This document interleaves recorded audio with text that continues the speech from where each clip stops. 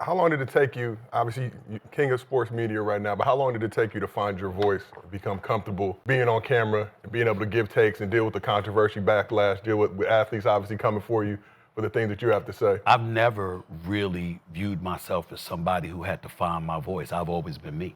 I mean, if anybody that talks to me, that sits down and raps with me, that get on the phone with me, whatever, I pretty much sound the same all the time. I might sound less loud, but I'm pretty much the same guy. And the reason why is because even though I graduated with a degree in mass communications, I never studied television.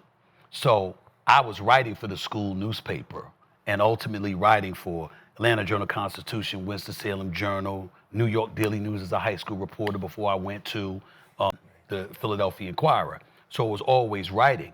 The television came into play when CNNSI auditioned me in their Atlanta studios. I knocked it out of the park. They brought me on the air. That transitioned to Fox Sports and then ultimately ESPN. But it was never about finding a voice because I was like, I'm not trained in terms of being on camera.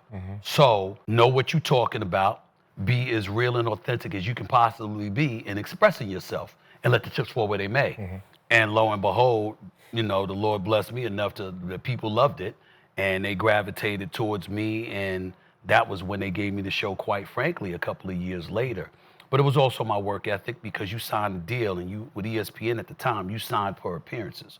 So I was getting paid like $1,000 an appearance for 225 appearances a year. And then the boss, who was at the time Mark Shapiro, who's now the president of William Morris Endeavor, he was the boss at ESPN at the time. And he lost his damn mind because he got a bill for $550,000. And he said, this is $325,000 more than I signed this man for. That makes no sense. How the hell did that happen? And the producers were like, we love him, and he never says no.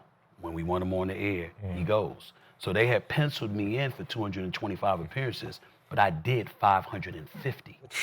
And so when I did 550, he was like, when does this dude sleep? And so he saw the numbers, he saw the way people gravitated towards me, he saw me put me on NBA Shoot-Around is what it was called at the time instead of Countdown. And when he put me on NBA Shoot-Around and stuff like that, and the ratings took off and all of that, he said, yo, I'm gonna give this man his own show. And that's how it happened. So you talk about the grind, but I think a lot of people look at you. We see you all the time. I'm gonna see you on First Take, I'm gonna see you on YouTube, now I'm gonna hear you on the radio. But what's the average day like for Stephen A. Smith, and how do you balance all your professional obligations with your personal life? Well, I think balance is overrated. Me too. I think balance is overrated. I think where your heart and your passion lies, that leads you. Like you can have 50% family and 50% work. But if you miserable with your family at this particular moment in time, that 50% ain't something that you need to be having at that particular moment in time. If you miserable at work, that 50% ain't something that you need to have. You got to balance it out. It fluctuates. It's fluid, as I like to say. It's fluid.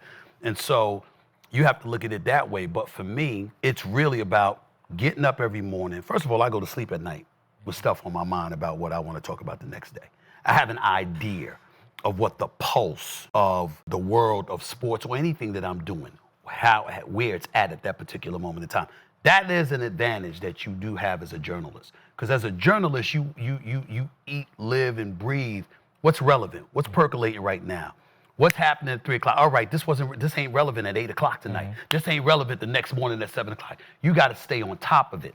And so for me, that's something I do naturally all the time.